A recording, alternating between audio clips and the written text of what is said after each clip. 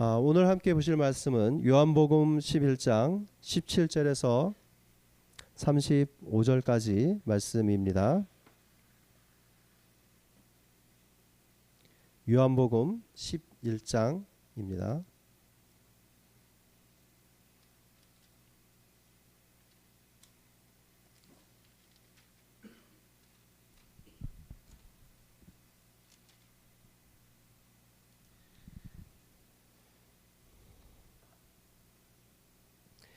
한 절씩 교독하고 마지막 절은 같이 합독하도록 하겠습니다.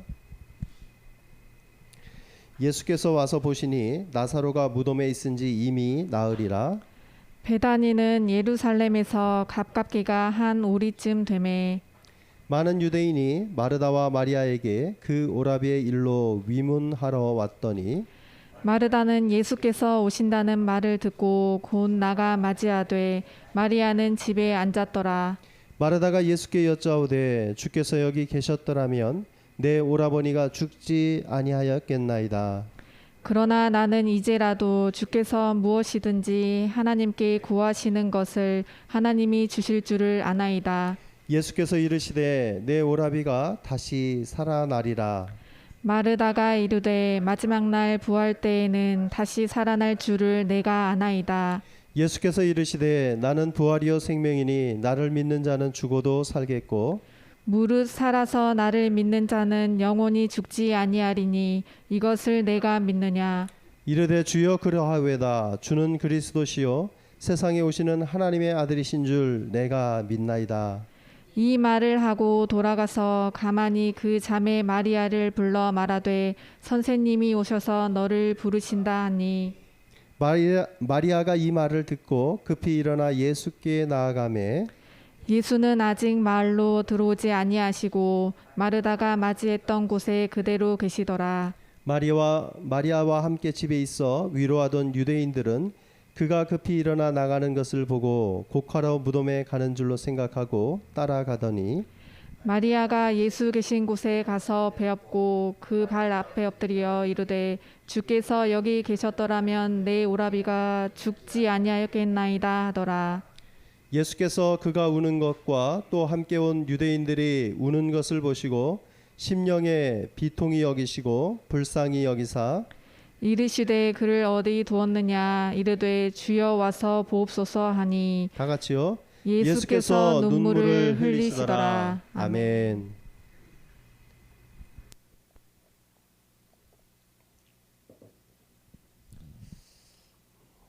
오늘 말씀은 예수님께서 베다니의 나사로라는 한 형제를 다시 살리시는 큰 사건을 기록한 말씀입니다. 많은 사람들은 이제 살다 보면 인생 가운데 많은 일들을 경험하게 됩니다. 그래서 가족들이 많으면 큰 일, 작은 일이 많이 벌어집니다. 아이들을 키우다 보면 아이들이 다치기도 하고 응급실에 실려가기도 하고 또 대가족이 함께 사는 경우에는 나이 드신 부모님이 또 응급실을 가야 되는 그런 일도 있고 또 큰 잔치를 벌이게 되는 일도 있습니다. 오래 사신 것을 축하하는 잔치가 있기도 하고 새로 태어나는 출생을 기뻐하는 일들도 있습니다. 우리의 죽음과 관련된 임종이나 어떤 장례식이 있을 수 있고 결혼이라는 또 하나님이 정해주신 그 가정을 꾸리고 또 후손들을 이어갈 수 있는 결혼 제도의 일도 있습니다. 또한 새로 태어나는 아이들도 있을 수 있습니다. 새로운 생명이 이 땅을 또 새로 시작하는 일도 우리에게는 큰 일로 여겨집니다.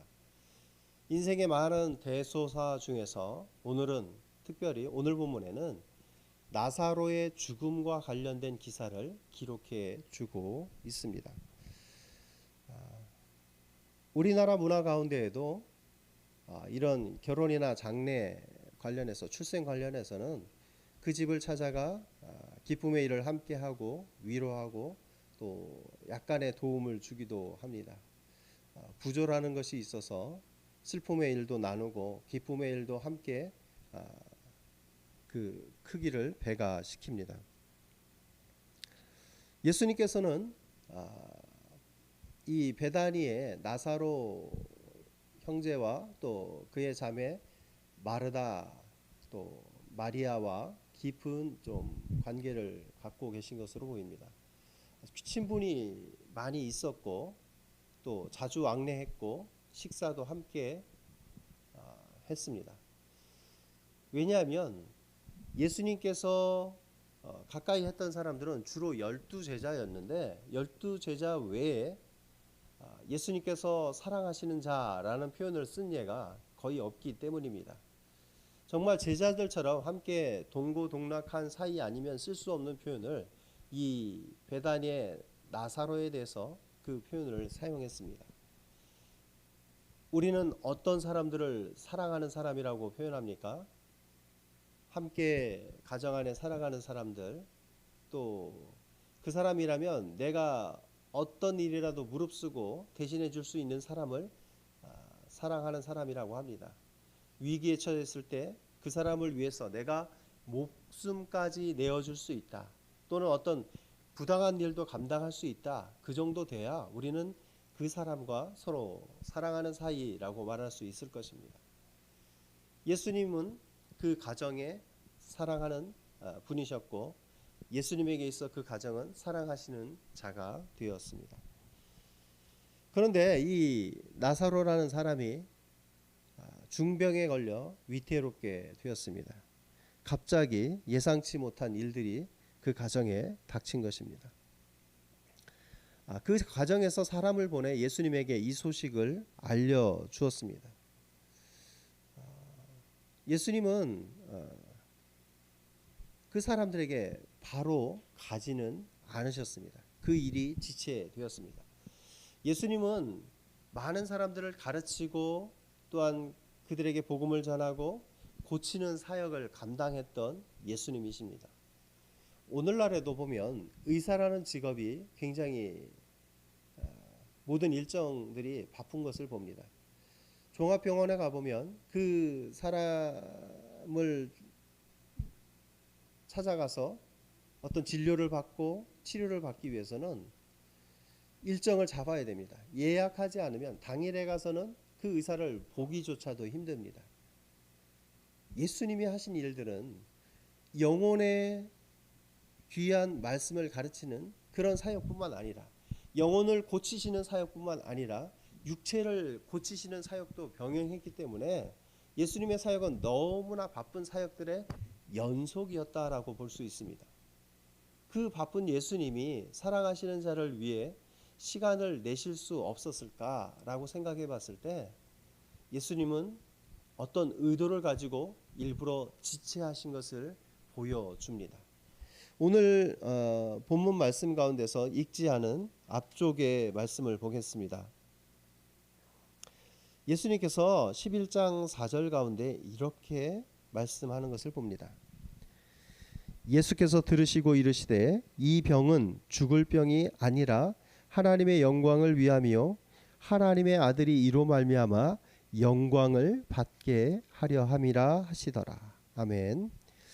예수님께서는 이 병을 통해서 하나님의 영광이 드러날 것을 말씀하고 계십니다.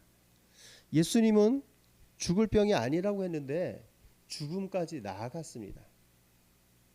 그러면 어떻게 하나님의 영광이 드러나게 되겠습니까? 영광이 드러날 방법은 하나밖에 없습니다. 예수님이 말씀하신 대로 죽을 병이 아닌 것이 되어야 되고 죽은 상태에서 살아나야 하나님의 영광이 드러날 수 있다는 것입니다. 예수님에게 사람을 보냈을 때 이 가족들은 이 형제의 임종을 준비하는 의도도 있었겠지만 또 다른 의도는 예수님의 능력을 바라보았기 때문에 아마 예수님을 불렀던 것으로 보입니다. 예수님의 고침의 역사를 눈으로 보고 듣고 경험했던 사람들입니다. 가까이 지냈기 때문에 예수님이 어떤 분이신지를 누구보다 잘 알고 있는 사람이 이 가족, 베다니의 나사로 가족들입니다. 예수님을 통해서 죽어가기 전에 그 질병을 고칠 수 있지 않을까라는 일말의 희망과 기대를 안고 예수님을 부른 것입니다. 그런데 예수님은 이 병은 죽을 병이 아니다. 하나님의 영광이 이것을 통해 드러날 것이다 라고 말씀하시며 지체하셨습니다. 이 지체하시는 예수님의 모습을 보며 사람들은 좀 의문을 가졌을 것 같습니다. 예수님이 평소에 친한 것 같았고 같이 식사하고 그 집에 기거하기도 하셨는데 왜 그 가족의 어려움에 정말 큰 일이라고 할 수 있는 그 일 가운데 왜 나아가시지 않지? 사랑하시지 않는 것 아니야? 라는 의문을 가질 수 있습니다. 겉으로는 친해 보이는데 친하지 않은 것 아니야? 라는 생각도 가질 수 있습니다. 사람들은 그 고침의 때에 나오지 않는 예수님을 조금 의아하게 바라보았을 것입니다. 모든 일에는 때가 있습니다. 질병에도 때가 있습니다. 고쳐야 될 때 고쳐야 합니다. 암에 걸린 사람은 그 암을 조기에 발견하면 치료하고 생명을 좀 더 건강하게 길게 가져갈 수 있지만 늦게 발견해서 사기가 돼서 발견한다면 이미 때가 늦었다라는 의사의 선포만 남아 있을 수밖에 없습니다. 더 이상 치료는 무의미하고 또 모든 방법들을 동원할 수가 없게 되는 것입니다. 나사로의 가족들도 아마 그것을 생각했기 때문에 때를 놓치지 않고 예수님에게 사람을 보냈던 것으로 보입니다. 적당한 시기에 보냈습니다. 예수님이 오신다면 고칠 수 있는 그 역사를 기대해 볼 수 있다는 것입니다. 그런데 예수님은 그 때를, 고침의 때를 한참 지나서 그 집에 나아가셨습니다. 거리가 멀었기 때문도 아닙니다. 이 거리는 요한복음 11장 말씀에 보면 멀지 않았다라는 것을 볼 수가 있습니다. 18절 말씀에 예루살렘에서 가깝기가 한 오리쯤 된다라고 기록합니다. 좀 옛날 단위이긴 한데 리라는 단위는 좀 우리에게 익숙하지는 않습니다. 보통 우리가 리를 키로로 환산했을 때 쉽게 이해할 수 있는 것은 10리를 4km로 가정하면 제일 무난합니다. 10리가 4km니까 5리는 몇 km입니까? 절반이니까 2km에 해당됩니다. 제가 이제 수락산역에서 2km 반경 안에 뭐가 있나 좀 살펴보니까 저쪽에 도봉초등학교가 들어오고 또 가까운 아파트에 뭐 사만 아파트도 들어가 있고 또 노원역은 2km가 약간 넘어가는 거리에 있습니다. 마들역 정도는 다 들어와 있고 합니다. 그러면 자, 이 거리 안에 들어올 수 있는 그 거리들은 우리가 걸어가 봐야 뭐 차를 타고 가면 더 빠르겠지만 걸어가도 몇십 분이면 1시간이면 충분히 그 안에 도달할 수 있는 충분한 거리들입니다. 아무리 길이 꼬불꼬불하고 복잡하고 산길이어도 갈 수 있는 거리입니다. 그런데 예수님은 일부러 지체하셨습니다. 예수님은 이 사건을 통해서 자신이 누구인지를 드러내기를 원하셨습니다. 자신이 이 땅 가운데 어떤 존재로 왔는지를 드러내려고 하셨습니다. 그리고 예수님이 하시는 사역들 가운데 이제까지는 경험하지 못했던 새로운 일, 새로운 사역을 사람들 앞에 드러내시고 하나님의 영광을 그들에게 알게 하시기 위함으로 지체하셨습니다. 예수님의 새로운 사역이 기대되어집니다. 예수님이 하신 일은 여러 가지 사역들 중에서 유명한 사건들 중에서도 가장 돋보이는 사역입니다. 예수님은 오병이어의 역사를 사람들 앞에 베푸셨습니다. 배고픈 자들을 광야 가운데 먹이셨습니다. 바람과 파도를 잔잔하게 하신 분이십니다. 눈먼 자를 뜨게 했고 다리 저는 자를 고치셨습니다. 예수님이 하신 이 일들을 보면 분명히 그가 창조주 하나님으로서 또한 그 신적인 능력을 행하셨음을 보여줍니다.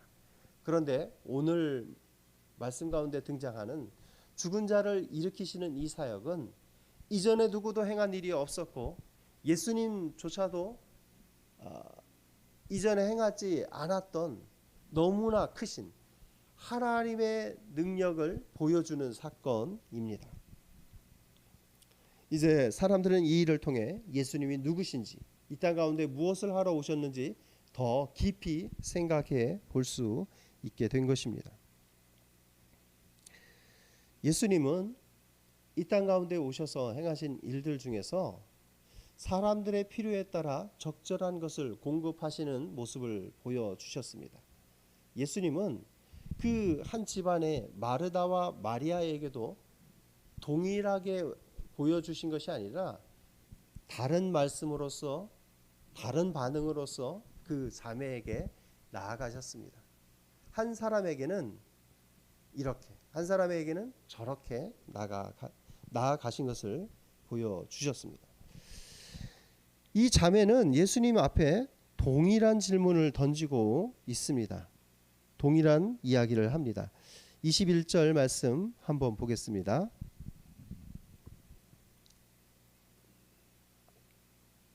같이 읽어보겠습니다. 마르다가 예수께 여짜오되 주께서 여기 계셨더라면 내 오라버니가 죽지 아니하였겠나이다. 아멘. 32절 말씀 한번 보겠습니다. 마리아가 아직 못 찾으셨나요? 32절입니다. 마리아가 예수 계신 곳에 가서 배웠고 그 발 앞에 엎드려 이르되 주께서 여기 계셨더라면 내 오라버니가 죽지 아니하였겠나이다 하더라. 아멘. 문장이 똑같죠? 동일합니다. 주께서 여기 계셨다면 내 오라버니가 죽지 아니하였겠습니까? 예수님이 일찍 왔으면 예수님이 고쳐서 죽지 않게 하실 수 있었다라는 것을 믿음으로 고백하고 있습니다. 굉장히 아쉬움이 묻어나는 그런 표현을 하고 있다는 것입니다. 주께서 여기 계셨더라면 왜 주님 너무 늦게 오셨습니다. 좀 더 일찍 오셨으면 우리 오라버니 죽지 않을 수 있었는데요. 주님 왜 이렇게 늦게 오셨어요? 라고 말하고 있는 것입니다. 우리는 마르다와 마리아가 좀 다른 성향의 사람인 것을 알 수 있습니다. 마리아는 예수님의 말씀을 즐겨 듣는 사람이었고 마르다는 좀 행동주의자로 보입니다. 열심히 주방에 일을 하며 예수님을 위해 음식을 하고 또한 예수님이 오셨다라는 말을 듣고 물론 예수님은 나사로가 죽은 뒤에 오셨지만 죽은 뒤에 오신 그 예수님을 맞기 위해서 마르다는 얼른 뛰어나가는 좀 행동이 앞서는 모습을 보여줍니다. 강인한 이미지를 좀 마르다가 가지고 있는 것처럼 보입니다. 이 마르다가 예수님에게 이 주께서 여기 계셨더라면 이라는 그 단서 속에 아쉬움을 표현할 때 예수님은 그에게 이렇게 말씀하셨습니다. 나는 부활이요 생명이니 나를 믿는 자는 죽어도 살겠다. 그 말씀을 하시기 전에 내 오라비가 다시 살아날 것을 말씀해 주셨습니다. 그리고 마르다의 고백 후에도 예수님은 자신이 부활이요 생명임을 한 번 더 강조하시면서 나를 믿는 자는 죽어도 살겠고 믿는 자는 죽지 아니할 것을 이야기합니다. 영원히 죽지 아니할 것을 말씀해 주셨습니다. 굉장히 좀 상을 당한 사람에게 하는 답변치고는 좀 딱딱해 보입니다. 심지어는 차가워 보이기까지 합니다.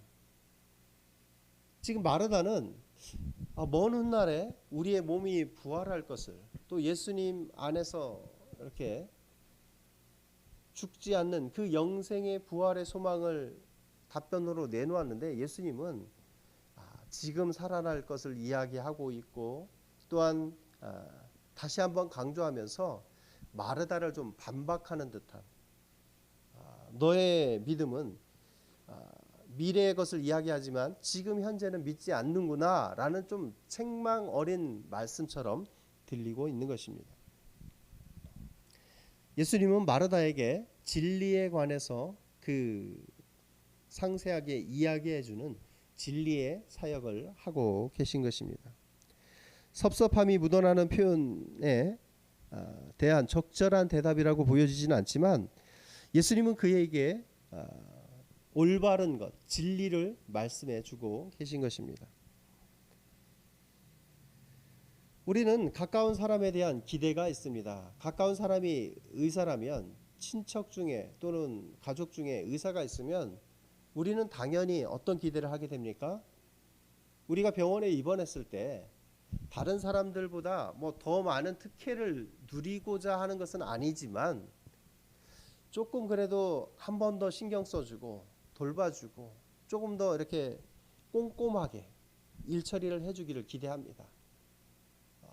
수술 자국도 안 남게, 그리고 경과가 잘 진행되고 있는지 한 번 더 좀 왕진해서 상태를 살피고 그것들이 빨리 회복될 수 있게 도와주기를 기대할 것입니다. 법조계 아는 사람이 있다면 그 어떤 송사나 재판 과정에 그 일들이 어떻게 잘 진행되는지에 대해서, 또 어떤 조언이 필요하고 이 문제에 대해서는 이렇게 해결하는 것이 좋습니다라는 조언을 듣기를 원할 것입니다. 아마도 마르다와 마리아는 예수님에 대해서 동일한, 정말 주님이 빨리 오셨더라면, 여기 계셨더라면 그 오빠 나사로가 죽지 않았을 것이다 라고 생각하고 있는 것입니다. 그렇지만 예수님께서 앞으로 조금 후에 하실 죽은 자를 살리시는 그 일에 대해서는 아무런 기대나 생각을 가지고 있지 않습니다.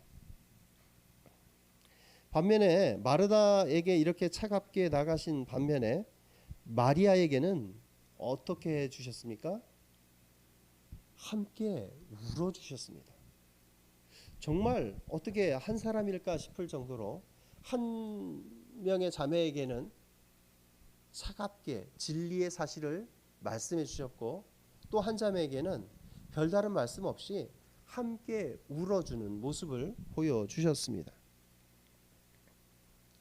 따뜻한 예수님의 모습을 보여주고 계신 것입니다. 마르다에 대해서는 진리를 가르쳐 주시는 진리의 사역인데, 마리아에게는 눈물의 사역을 하고 계신 것입니다. 우는 자들과 함께 우는 모습을 보여주고 계신 것입니다. 로마서 12장 15절 말씀에 보면 즐거워하는 자들과 함께 즐거워하고 우는 자와 함께 울라라는 말씀이 있습니다. 예수님은 그 모습을 보여주고 계신 것입니다.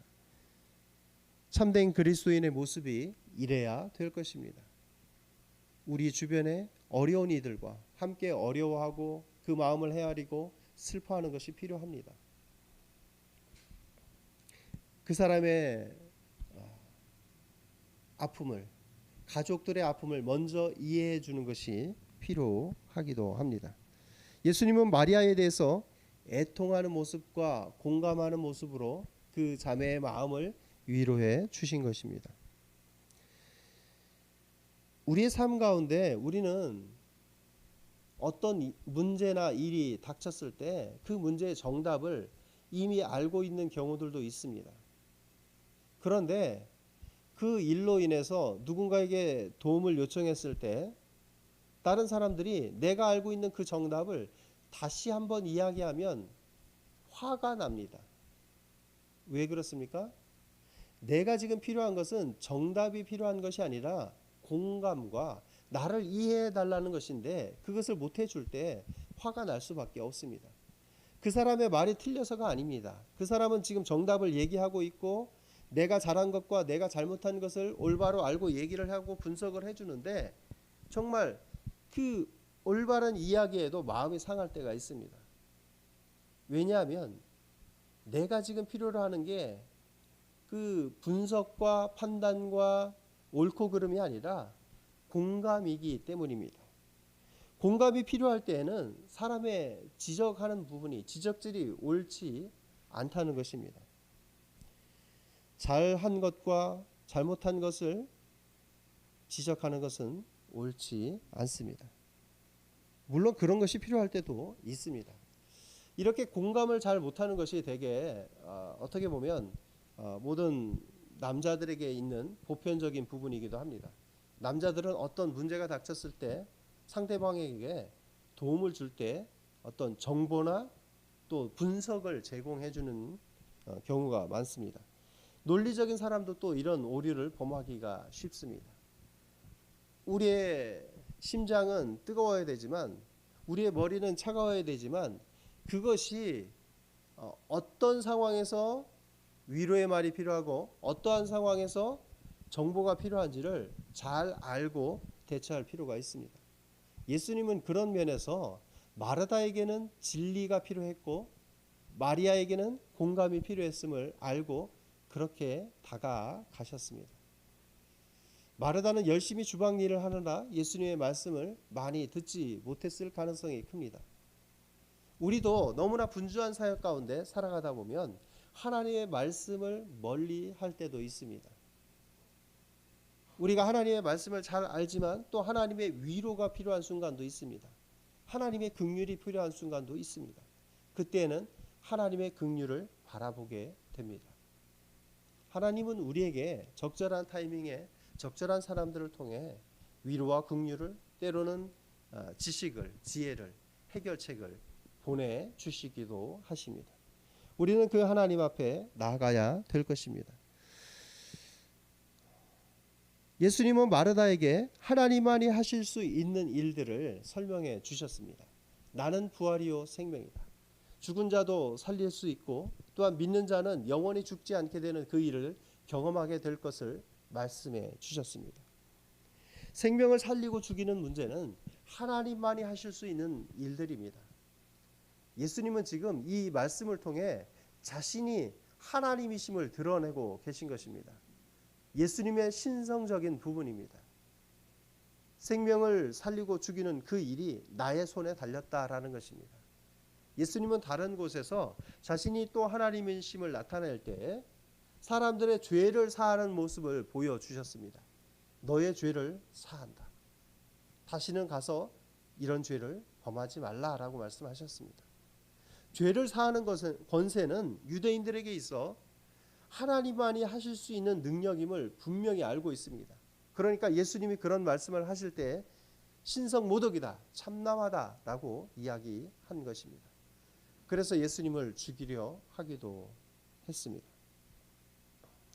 하나님만이 하실 수 있는 일들을 우리는 다른 말로 기적이라고 하기도 하고 또한 섭리라 하기도 하고 하나님의 신비라고 이야기하기도 합니다. 우리가 할 수 없는 그 하나님의 영역을 우리가 올바로 인정할 때 하나님을 하나님되게 예배하는 것입니다. 예수님은 신성적인 모습뿐만 아니라 마리아에게는 인성적인 부분을 드러내 주셨습니다. 굶주리고 허기지고 피곤해하는 모습, 그리고 우는 자들의 그 아픔을 이해하고 함께 눈물을 흘릴 수 있는 이 부분은 예수님의 인성적인 부분을 보여줍니다. 인간의 고통과 슬픔과 연민을 함께 느낄 수 있는 그 하나님이 예수님이셨습니다.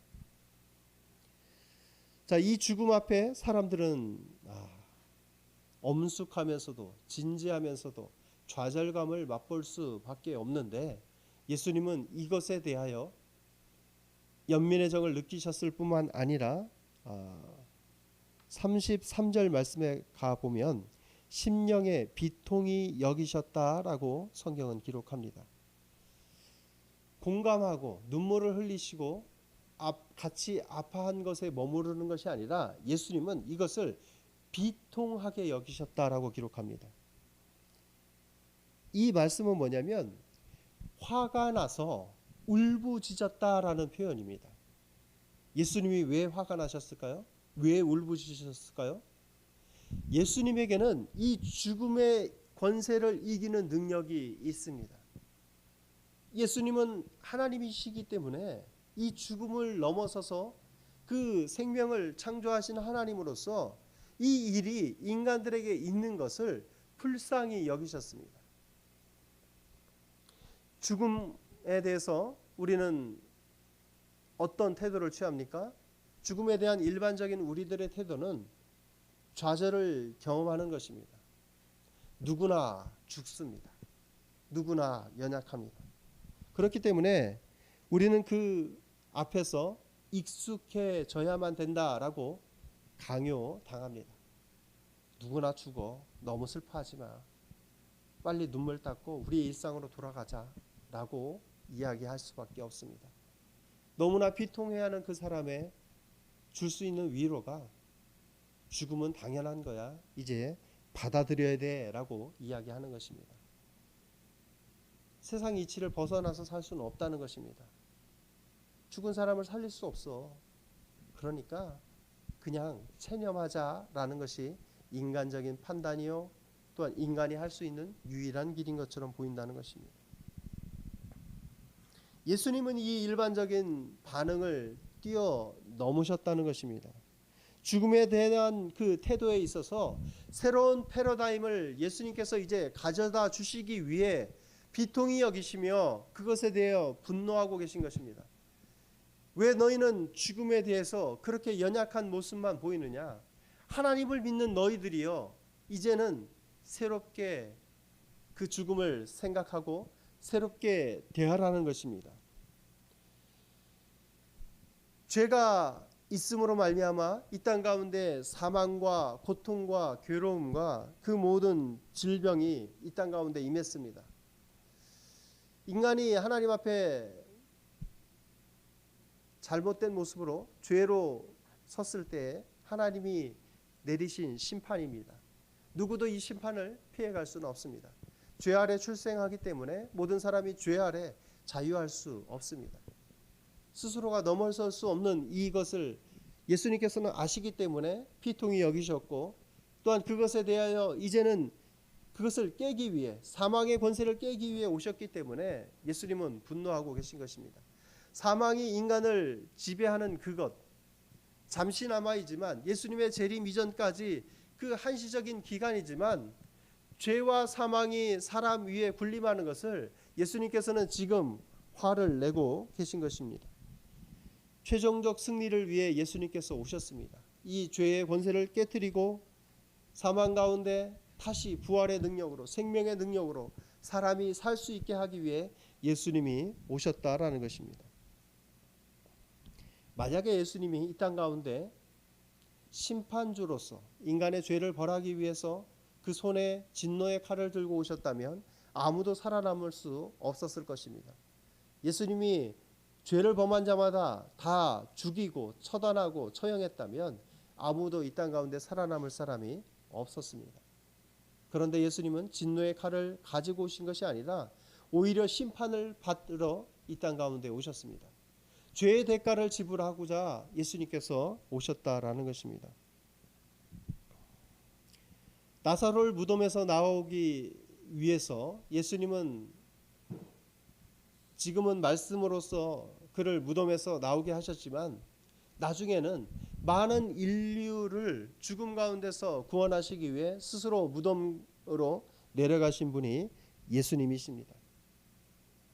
우리의 그 죽음의 의식, 장례를 중단시키기 위해서 스스로 장사 지내는 자리에 내려가신 분이 예수님이시라는 것입니다. 우리를 죽음에서 구원하기 위해 십자가를 지고 그 심판을 감당하신 분이 예수님이십니다. 예수님은 이 나사로를 살리신 이 일 때문에 유대인들의 미움을 받게 되고 유대인들이 예수님을 죽일 모의를 하게 됩니다. 사람을 살리는 일을 했는데 사람들은 그것이 싫어서 사망의 권세를 깨고 생명을 부여한 그 일을 못마땅하게 여겨 예수님을 오히려 살리시는 그 분을, 우리의 구원자를 오히려 죽음 가운데 내몰 계획을 가지고 예수님을 죽일 모의를 하게 됩니다. 예수님이 십자가를 지신 그 사건은 우리에게는 희소식입니다. 예수님이 죽으심으로 우리가 살게 된 그것은 엄청난 큰 기쁨의 소식입니다. 이것이 복음이라는 것입니다.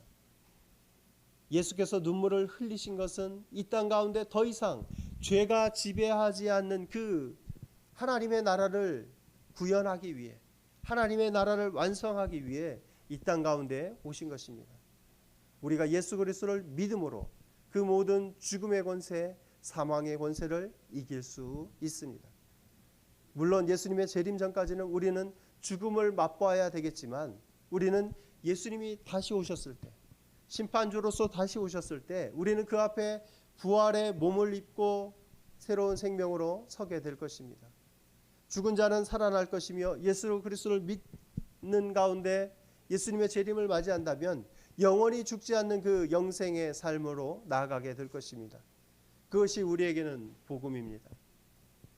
예수님이 계시기 때문에 우리는 그 생명을 의지하고 살아갈 수 있고 호흡할 수 있고, 또한 우리는 죽음이 두렵지 않은 것입니다.